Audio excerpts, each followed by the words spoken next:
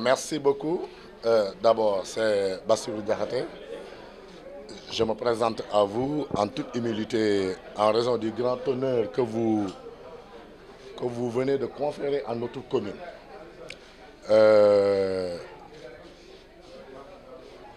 Avant tout d'abord, je voudrais remercier toute la population de Ndiarème Limamoulaye, remercier le maire, remercier les adjoints et l'ensemble des conseils municipaux. Dans l'exercice de cette lourde responsabilité, je ferai constamment confiance à votre sagesse, à votre soutien, mais aussi à votre coopération pour un bon fonctionnement de cette nouvelle mission. Comme le maire étant premier adjoint au maire du défunt maire Mamadou Baydi Seye l'avait si bien fait. Vous savez très bien, il n'y a même pas quelques mois, j'étais ici, dans cette salle, la salle de délibération, pour demander le poste de premier adjoint. Mais son heure vient de sonner. Et j'en remercie le bon Dieu. Cela prouve encore qu'avec la force de travail, la persévérance et le fait de ne jamais décourager, je dis bien, de ne jamais décourager, qu'on arrive à atteindre notre objectif. Maintenant, puisqu'il y a beaucoup de choses qui nous attendent pour le bon fonctionnement de toutes les actions que nous devons mener ensemble, il va falloir qu'on s'y mette déjà présent, car la population de Ndiarème Limamoulaye attend avec impatience la récolte de nos travaux. Pour ne pas monopoliser la parole, je voudrais dire merci.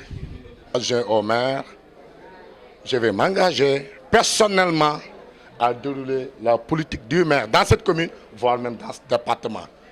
Alors, quand on est dans ce conseil municipal, il n'y a pas de colorance politique. C'est pour cela que j'appelle toutes les forces vives de cette commune, de ce département, mais aussi toutes les parties prenantes vraiment à venir autour de l'essentiel. Parce qu'aujourd'hui, Ndiarème en a besoin.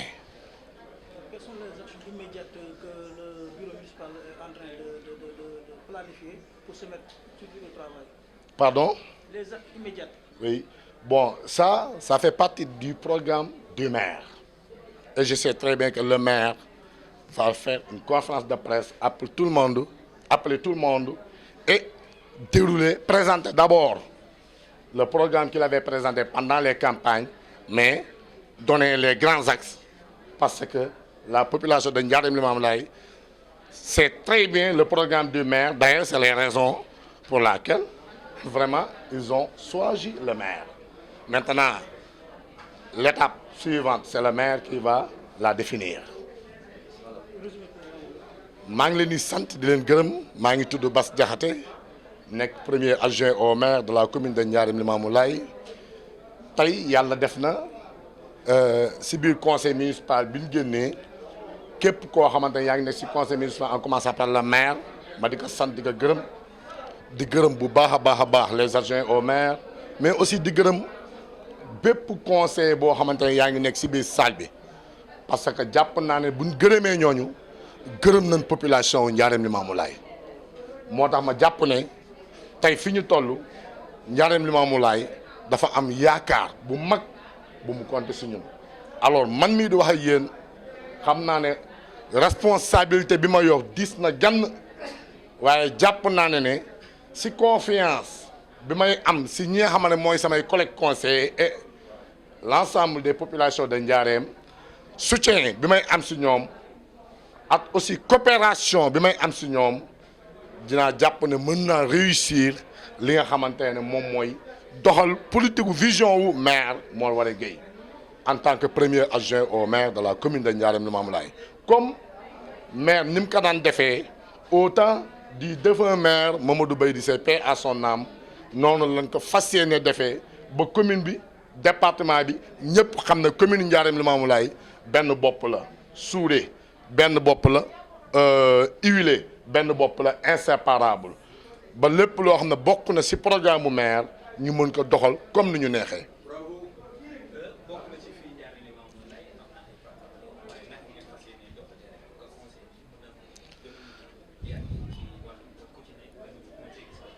waaw loolu souvent lu ci baree bari ci doxalin bi ki nga xamante ne moom mooy nekk ki nga xam ne mooy la personne morale bi nekk ci biir conseil municipal di la maire moom mooy définir exactement stratégie yi ñu war a mener pour am tout le monde toutes les parties prenantes autour de l'essentiel.